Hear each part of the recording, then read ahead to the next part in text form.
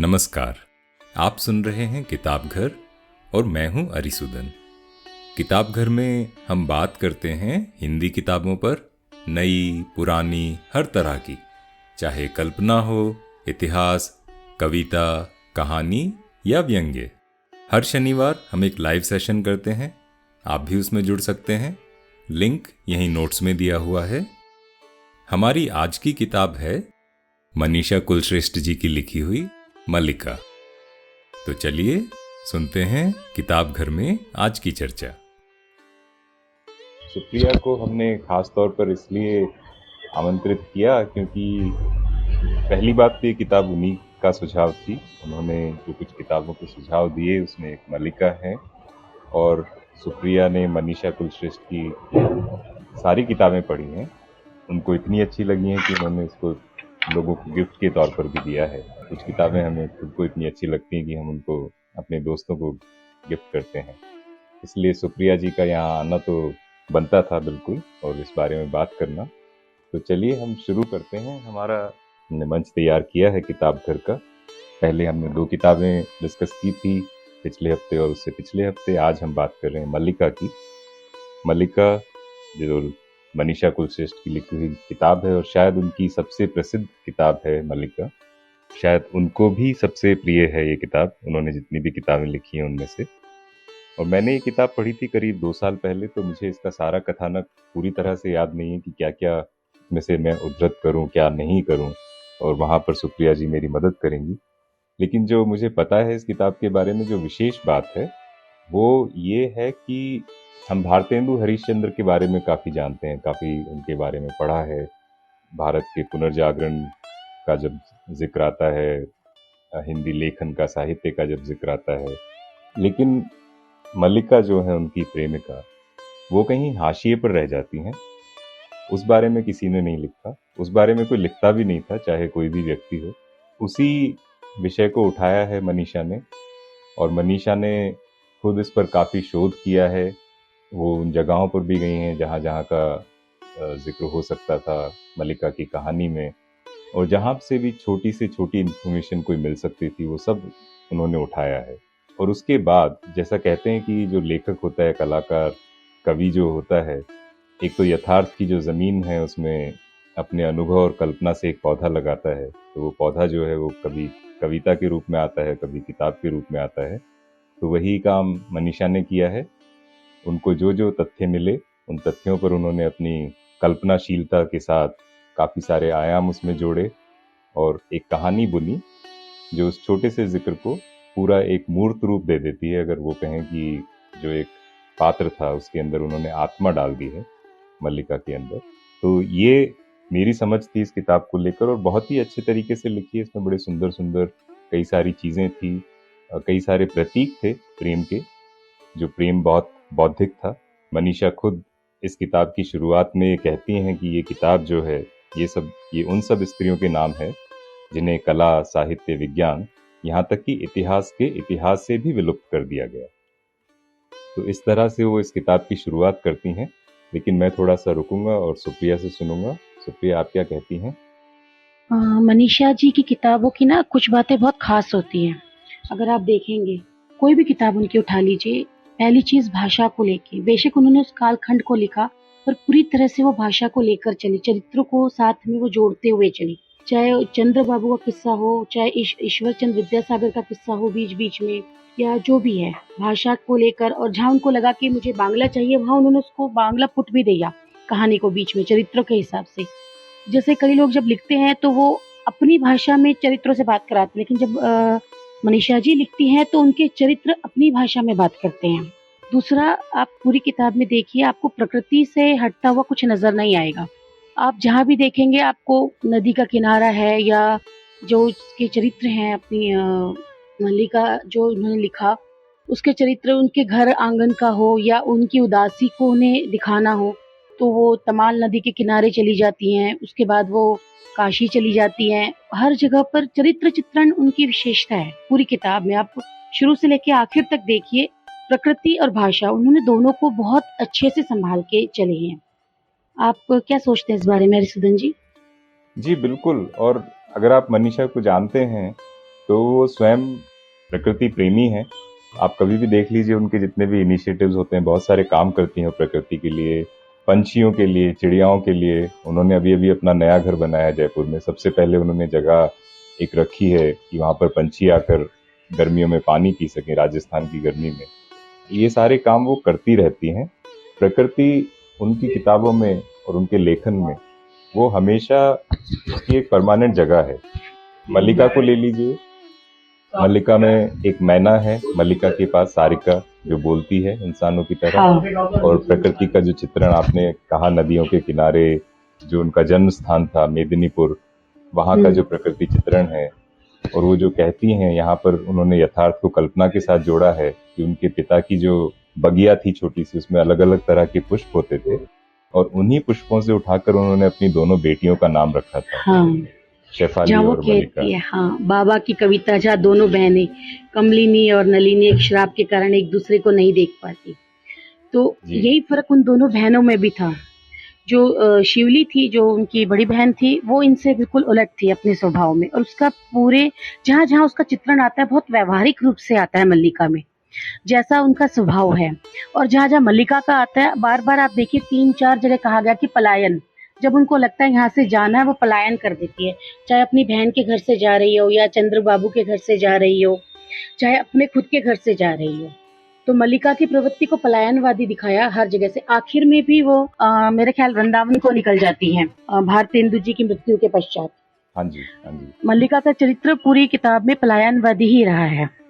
पलायनवादी भी है, और उसका एक विरोधाभास भी है, जहाँ पर भारतेंदु मल्लिका से कहते हैं, और ये मेरे कुछ नोट्स में था, कि जो बौद्धिक महिलाएं होती हैं, जो पढ़ना लिखना पसंद करती हैं, जो साहित्य में रुचि रखती हैं, वो ये बात कहते हैं कि उनमें एक प्राकृतिक ठहराव होता है। तो एक तरफ तो पलायन है, जो एक तरह से भौतिक पलायन है कि आप कंटिन्यूअसली चलते जा रहे हैं किसी दिशा में, जो लेकिन एक मानसिक तौर पर है, वो एक ठहराव है। तो वहां पर वो ये विरोधाभास भी दिखाती हैं। हाँ, और बाकी हमें भारतेंदु जी के बारे पलायन में क्या पता होता है। पलायन जैसे माइग्रेशन कहें, श्रुति, माइग्रेशन तो एग्जैक्ट लिटरल ट्रांसलेशन नहीं है, लेकिन उसी तरह का, जब एक जगह से दूसरी जगह हम चले जाते हैं तो पलायन होता है। अक्सर पलायन तब होता है जब हमें वहाँ पे समझ नहीं आता है हम क्या करें। कई बार हम लड़ना नहीं चाहते, लेकिन हम वहाँ से उठकर चले जाते हैं। चाहे वो आप कमरे से उठकर जा रहे हैं, आप अपने गांव से उठकर जा रहे हैं, या अपने शहर से उठकर जा रहे हैं, झगड़े को बढ़ावा न देकर वहाँ से चले जाना। मल्लिका के साथ ऐसा कई बार होता है। पहले वो गांव से जाती है क्योंकि जो उनके टीचर थे वही उनसे विवाह करना चाहते थे, तो वो गांव को छोड़ के अपनी बहन के पास आती है, शिवली के पास। वहाँ पर भी उनकी सास कोई रिश्ता लेकर आती है, वो विवाह नहीं करना चाहती थी। वो भी अधेड़ उम्र के आसपास व्यक्ति होता है, 30 से ऊपर का, और मल्लिका की उम्र तब काफी कम होती है। तो अपनी बहन के घर से पलायन करती है। वहां से पलायन करके जब वो चंद्र बाबू के यहाँ आती है, तो उनकी पत्नी को लगता है, राजलक्ष्मी शायद नाम है उनके चरित्र का, उनकी हाँ जी। पत्नी को लगता है कि ये भाई बहन साहित्य की बातें करते, क्योंकि वो खुद को अकेला अलग थलग पाती थी। तो वो वहां पर उनको बड़ी उनके व्यवहार में अबोला आने लगा, और मल्लिका इस बात को समझती थी, और बिना शिकायत के उसने वहां से भी कहा कि मुझे काशी आप पहुंचा दीजिए, मैं काशी जाकर रहूंगी। तो वो वहां से बहस करने की जगह उन्होंने जाना ही चुना अपने रिश्तों में। तो इस तरह का पलायन शाब्दिक रूप से अलग हो जाता है, पर साहित्य में बहुत बार अलग हो जाता है। बिल्कुल बिल्कुल, वो अपने घर से निकलती हैं, क्योंकि हम अपने लिसनर्स को बता दें कि मल्लिका जो है वो बाल विधवा हैं, और उस समय नवजागरण की बातें चल रही थी। और इस किताब में बंकिम चंद्र, जिनका जिक्र अभी हम कर रहे थे चंद्र के नाम से, उनको मल्लिका का मौसेरा भाई बताया गया है। उनकी ममेरी बहन है। जो साहित्य की रुचि मल्लिका में जागती है, उसमें बंकिम चंद्र का काफ़ी योगदान है। वो उनको शुरू से किताबें लाकर दिया करते थे, वो किताबें पढ़ती थी। काफ़ी किताबों के उन्होंने बाद में अनुवाद किए। इसीलिए मनीषा इस बात पर दुख प्रकट करती हैं कि मल्लिका को जो साहित्य में स्थान मिलना चाहिए था उपन्यासकार के नाते, लेखिका के नाते, वो नहीं मिला, क्योंकि ये पहली लेखिकाओं में से हैं भारतीय साहित्य के इतिहास में जिन्होंने अनुवाद किए, जिन्होंने उपन्यास लिखे, लेकिन उनका नाम कोई जानता भी नहीं है। लेकिन उन कुछ नामों को मनीषा ने अपनी किताब में लिखा है, तो उसके बाद शायद लोग उसको थोड़ा खोज के पढ़ सकें। जैसे और इस चंद्रप्रभा, पूर्ण प्रकाश, जिसका नाम है कुलीन कन्या, सौंदर्यमयी, इन कुछ किताबों के नाम मनीषा ने अपनी मल्लिका किताब में लिए हाँ, हैं। और इतिहास दुर्गेश नंदिनी लिखते वक्त मल्लिका को बताया था कि उन्होंने पहला उपन्यास पूरा कर दिया, वो शीघ्र ही उसे पढ़ पाए। और बीच-बीच में जहाँ-जहाँ उनकी रचनाएँ आती हैं, वो बीच-बीच में बताते भी रहते हैं। आप देखिए, इतिहास को कहीं पर नहीं छोड़ा गया। बेशक हम कहते थोड़ा कल्पना का साथ है, पर इतिहास को भी नहीं छोड़ा गया। दूसरी तरफ शिवली के जो ससुर दिखाए गए, वो ईश्वर चंद्र विद्यासागर दिखाए गए हैं कि वो विधवा विवाह को बढ़ाते हैं, और उन्हीं से मल्लिका के पिताजी कहते हैं कि आप पुत्री का विवाह करें। तो वहाँ पे विधवा विवाह को दिखाने की कोशिश की गई थी कि अभी नवजागरण काल में विधवा विवाह को भी माना गया है कि हाँ, विधवा विवाह हो सकते हैं। बिल्कुल, इतिहास को बिल्कुल नहीं छोड़ा गया, और पढ़ते पढ़ते कई बार पता नहीं लगता है कि आप कुछ काल्पनिक पढ़ रहे हैं या आप कुछ ऐतिहासिक पढ़ रहे हैं, क्योंकि वो सारे तथ्य आपके साथ साथ चलते रहते हैं। कई जगह पर सालों की बात है, हाँ, उस समय का जो जीवन होता था, जैसे उन्होंने काशी के जीवन का जब जिक्र किया है, कलकत्ता की रेल यात्रा के बारे में जब उन्होंने बात की है, तो आप उस समय की जितनी भी किताबें पढ़ेंगे उसमें वही सब देखने को मिलता है। अच्छा, इसको जोड़ के उन्होंने देखिए एक इतिहास को और जोड़ा कि जब वो लोग जाते हैं कहाँ पर जाते हैं, जोधपुर या कहीं जाते हैं, तो वहाँ पे मंदिर होता है, वो कहते हैं जगन्नाथ जी, तुम्हारे जगन्नाथ यहाँ पर भी हैं, उदयपुर, उदयपुर, हाँ। उदयपुर।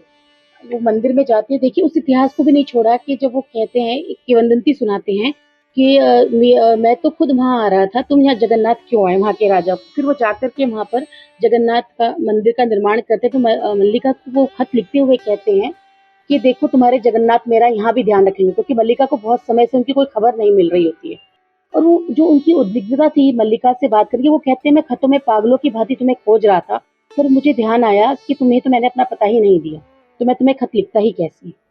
वो भी, और इसके साथ साथ जब वो मेवाड़ में होते हैं, कहानी वहीं से शुरू होती है, क्योंकि हाँ, मल्लिका को लगने लगता है कि उनकी उपेक्षा हो रही है, और तब उनको पता लगता है कि भारतेंदु तो उनको बिना बताए मेवाड़ हाँ, चले गए। लेकिन वहां पर कुछ बड़े अच्छे प्रतीकों का इस्तेमाल किया है।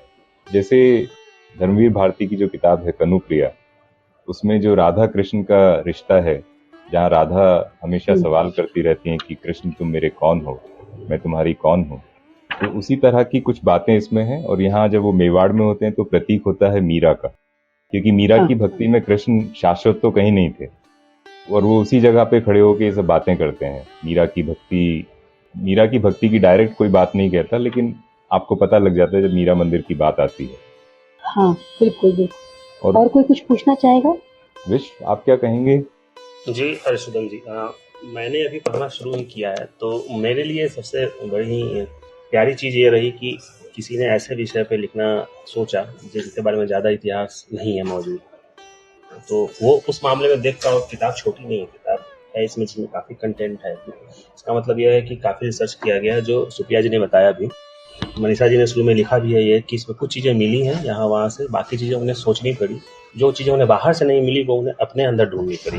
एक स्त्री की तरह सोच के क्या हो सकता है, मल्लिका के मन में क्या चल रहा होगा, जिस कारण से जिस वक्त उसने क्या सोचा, क्या कहा, भारतेंदु से कैसे बातें की।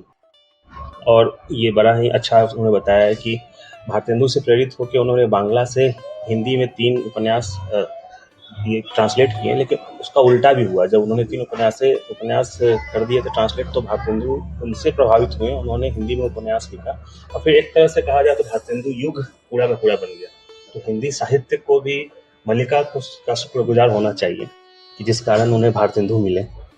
तो मैं अभी ज़्यादा इतना ही बता पाऊंगा, क्योंकि मैंने अभी पढ़ना सुबह शुरू किया है।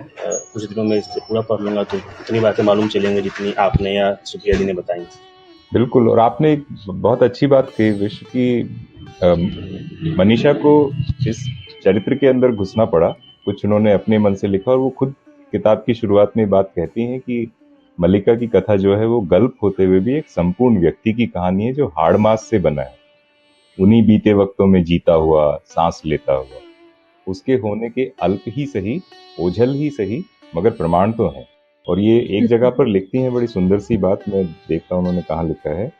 वो कहती हैं कि इनकी अदृश्य कहानी को मैंने वहन किया है, तो बिना कहे कैसे चली जाऊं। मैं अल्पज्ञों की तरह हूं, मगर जिज्ञासु हूं। पहले शोध के लिए बाहर चली गई, लेकिन जब शोध में कुछ खास नहीं मिला तो मैंने अपने भीतर चलना शुरू किया कि मैं अपने भीतर ही मल्लिका को कहीं पालूंगी, ठीक वैसे ही जैसे हम सब औरतें होती हैं। तो ये बात उन्होंने खुद इस किताब के शुरू में कही है, और उन्होंने साथ में एक उल्लेख भी किया है कथा देश का, जो जुलाई 2000 एक कथा देश था जो जुलाई 2007 में छपा था, जिसमें मल्लिका के लेख और उनके उपन्यास कुमुदनी के कुछ अंश छपे थे। वहां से मनीषा ने बीड़ा उठाया इसके बारे में लिखने का। हाँ, और साथ में देखिए वो कहती है कि मैं इसको लिखते लिखते कहीं हरीश भारतेंदु जी के बारे में ना लिख दूं। उनको इस रहता था कि मैं सबको जानती हूँ, कहीं वही वार तिथि ना आ जाए, और इसलिए उनको बहुत बार इसका ड्राफ्ट बदलना पड़ा लिखते लिखते लिखते लिखते, क्योंकि वो मल्लिका के बारे में लिखना चाहती थी। और यहाँ पे हम 2-3 चीजें और देखते हैं कि भारतेंदु जी के बारे में ऐसे प्रचलित भी था कि अंग्रेजों के साथ हैं या हिंदुस्तानियों के साथ। एक तरफ वो क्रांतिकारियों की मदद करते थे, बैठ के करते थे, दूसरी तरफ वो अंग्रेजों के नीतियों में भी आपको नजर आते हैं बीच में। अगर आप देखेंगे तो जगह भी आगे आप पढ़ेंगे तो उनका मिलना जुलना रहता था अंग्रेज अधिकारियों से। वो उनमें से लोगों को बुलाते भी थे, अपनी बैठकों में शामिल करते थे, लेखकों कवियों के लिए बैठकें होती थी, और उसके लिए वो धन भी इतना खर्च करते थे कि मल्लिका को ये लगने लगा कि क्या ये सेठ अमीचंद की ही पीढ़ी है। उन्होंने धन बचाया और ये धन को लगाते हैं। कई बार मल्लिका अपना धन भी उनको देने का आग्रह करती है, फिर सोचती है, फिर टाल देती है उस बात को कि ये इस धन को मैं आज दूंगी और कल ही जाकर खत्म कराएंगे। तो उनकी बहुत ज्यादा खर्चीली प्रवृत्ति को भी दिखाया भारतेंदु जी के। मतलब भारतेंदु जी चरित्र में ना होकर भी जगह जगह जगह जगह नजर आपको अदृश्य रूप में भी नजर आते रहेंगे, अपनी आदतों को लेकर, साहित्य प्रेम को लेकर कहिए, या अपने धन के व्यय को लेकर कहिए, या बैठकों को लेकर कहिए। मतलब साथ साथ बिल्कुल जैसे रेल की 2 पटरियां चलती है ना, तो भारतेंदु और मल्लिका साथ होकर भी अलग है, अलग होकर भी साथ है, साथ साथ दोनों चरित्र चलते हैं बजाय एक दूसरे को ओढ़े हुए। बिल्कुल। और उन्होंने, आपने जो कहा कि मल्लिका ने उनकी आर्थिक सहायता की थी, भारतेंदु हरिश्चंद्र ने जो प्रेस खोली थी जिसमें मल्लिका ने स्वयं पैसा लगाया था, उसका नाम भी उन्होंने रखा था हरिश्चंद्र मल्लिक एंड कंपनी। हाँ। और उसी के तहत उन्होंने भारतेंदु समग्र के नाम से छपाई शुरू की थी। उसमें लेटर पैड हैं जो आज भी विद्यमान है। सो ये सब बातें फैक्चुअल हैं, ये तथ्य हैं। इनके ऊपर बाला बोधिनी के अंकों की भी चर्चा है उसमें, कि जब वो उनकी बहन अपनी छोटी बेटी की शादी करती है तो मल्लिका उनको आगाह करके कहती है कि क्या तुम्हारे सामने मैं नहीं हूँ, तुम इतनी छोटी बच्ची की शादी कर रही हो। और साथ में बाला बोधिनी का अंक भेजकर वो कहती है कि देखो, स्त्री विशेषज्ञ ने इसमें लेख लिखा है कि छोटी उम्र की बच्चियों की शादी करने से उनको कितनी दिक्कतों का सामना करना पड़ता है। और इसी के चलते उनका शिवली के साथ विवाद भी हो गया था। शिवली ने कहा था कि तो तुम्हें क्यों प्रसन्नता क्यों नहीं है कि मेरी बेटी का विवाह एक अच्छे परिवार में हो रहा है, और इस वजह से वो विवाह में जा भी नहीं पाई थी। वो बार बार आगाह भी करती रहती है अपने लेखों के माध्यम से, पत्रों के माध्यम से। जिसने नदी का द्वीप पढ़ा उसको भी याद होगा, यहाँ पर भी आपको जगह जगह पत्र पढ़ने को मिलेंगे। जितना कई संवाद पत्रों के जरिए है, कोई व्यक्तित्व के जरिए, कोई परिस्थितियों के जरिए है। मतलब एक पूरा शोध आपको मल्लिका में इस टाइम पे दिखता है। एक इस टाइम की सबसे अच्छी किताब हम कह सकते हैं मल्लिका, जो अधिकतर लोगों को पढ़नी चाहिए। जी, और मैं एक बात बस कहना चाहूंगा। इस दौर की कविता, ये भले ये कहानियां कुछ फिक्शन है, कुछ यथार्थ हैं, लेकिन जैसे मैं पिछली बार की कहानी भी जो बुक हमने ली थी राग पहाड़ी, वो पढ़ें या ये देखें। एक चीज बड़ा अच्छा लगता है कि आप एक कहानी तो चल ही रही है, साथ साथ उस समय का आप इतिहास भी जानते हैं। तो लेखक जो है वो उस समय की बातों को भी इस तरह लिखता चलता है कि आप कहानी और गल्प के साथ साथ आप इतिहास से भी जानकारी जमा करते रहते हैं। तो यह काफी बड़ी। बिल्कुल। और मैं तो इतिहास इसी तरह से पढ़ता हूँ। जो इतिहासकार होते हैं, मुझे लगता है वो बहुत थोड़े से पक्षपाती तरह के होते हैं, जो नॉन इतिहासकार होते हैं। लेकिन जो उपन्यासकार होते हैं, क्योंकि वो उस जीवन की चर्चा करते हैं अपनी कहानियों में, तो अगर आप वहां से थोड़े थोड़े टुकड़े उठाएं तो आप अपना इतिहास खुद बना सकते हैं, क्योंकि हर कोई अपना इतिहास खुद ही लिख रहा होता है। और इसमें जो ये बात की टिन्नी श्रीवास्तव जी ने प्रेयसी और प्रेमिका के वर्णन की, उसके बारे में बहुत अच्छी बात है। इस उपन्यास के आखिरी कुछ हिस्से में जो मन्नो देवी होती हैं, भारतेंदु की पत्नी, वो मल्लिका के बारे में कुछ कहती हैं आखिर में, और उनकी जो बात है बड़े अच्छे तरीके से लिखी, इसलिए मैं इसको शब्द से पढ़ता हूँ। ये मल्लिका एक बहुत ही सीधी, सच्ची, समझ वाली और भली मानस है। मैंने आज तक अपने स्वामी के आसपास बहुत स्त्रियों को देखा, समाज में, रिश्तेदारी में बहुत से ढंग की स्त्रियां देखी, पर मल्लिका जैसी मुझको देखने में नहीं आई। भैया गोकुल, इनकी जो अंतिम इच्छा थी सो थी। मेरी इच्छा है कि इनकी कंपनियां, पांडुलिपियां, पुस्तकों का अधिकार, हर माह 50 रुपए की रकम मल्लिका के पास जाए। परिवार में इनका आवागमन और इनका सम्मान बिल्कुल पत्नी की तरह से हो। और ये कहकर मन्नो देवी ने भरे गले से मल्लिका के समक्ष हाथ जोड़ दिए। इतना सुंदर इन्होंने वर्णन किया है। इसमें दोनों हैं, कल्पना भी है, तथ्य भी है। तथ्य यह है कि जो पांडुलिपियां थी, पुस्तकों के अधिकार थे, वो मल्लिका के पास थे। और जो मन्नो देवी थी, उनके साथ उनके रिश्ते भी अच्छे थे, क्योंकि उसके बारे में और किसी तरह का कोई जिक्र कहीं मिलता नहीं है। कि भारतेंदु जी के साथ एक माना गया कि एक युग खत्म हो गया। आप देखिए, उन्होंने, हुस्नाबाई ने बहुत अच्छा यहाँ पर कुछ पढ़ा था, आपको याद हो अरिसुदन जी। जब ये खत्म हो जाता है तो हुस्नाबाई जगह जगह उनके लिए शोक संदेश हुए थे भारतेंदु जी के लिए। कौन अब पुस्तक छपास पढ़वे है, हाय राग रागिनी की रित भाष्य नित गयो। मतलब अब कौन किताब को छापेगा, और ये सब राग रागिनी के सारे दिन गए। आपको याद होगा अरिसुदन जी, एक वो पढ़ती है, मार्मिक पद पढ़ती है कोई। हाँ जी। तो इस तरह की बहुत सारी सुंदर सुंदर बातें हैं इस किताब में। भाषा बड़ी सुंदर है, कुछ नए नए शब्द सुनने को मिलेंगे। जैसे मुझे एक शब्द बड़ा अच्छा लगा था इसमें, जैसे मैंने कहा, प्रतीक बहुत सारे हैं इसमें। मीरा कृष्ण का प्रेम, राधा कृष्ण का प्रेम। और एक जगह पर एक छोटी सी पंक्ति है कि प्रेम में निरत युगल के बीच मौन ही तो बोलता है। यानी प्रेमी युगल के बीच सिर्फ मौन ही बात करता है।